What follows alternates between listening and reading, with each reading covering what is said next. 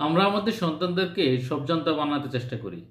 আমরা কখনো এটা চিন্তা করি না আমার সন্তান হয় গণিতে ভালো, না হয় বিজ্ঞানে ভালো, না হয় গানে ভালো, না হয় কবিতায় ভালো। কোনো কোনো সন্তান সাঁতারে ভালো, কোনো কোনো সন্তান খেলাধুলায় ভালো, কেউ কাবাডিতে ভালো, কেউ ক্রিকেটে ভালো, কেউ ফুটবলে ভালো। আবার এমন হতে পারে একটা সন্তান বাংলায় ভালো হলে ইংরেজিতে একটু দুর্বল থাকে, ইংরেজিতে ভালো হলে সে সমাজবিজ্ঞানে একটু দুর্বল থাকে। আমরা কেউ কারিগরি শিক্ষায় ভালো হলে কেউ জেনারেল শিক্ষায় মন্দ থাকে, কেউ মাদ্রাসা শিক্ষায় ভালো হলে অন্য জায়গাটা দুর্বল থাকে। মানুষের এই জানা অজানা এবং এই জায়গাগুলোকে বলা হয় মানুষের এক একটা মেধার স্তর।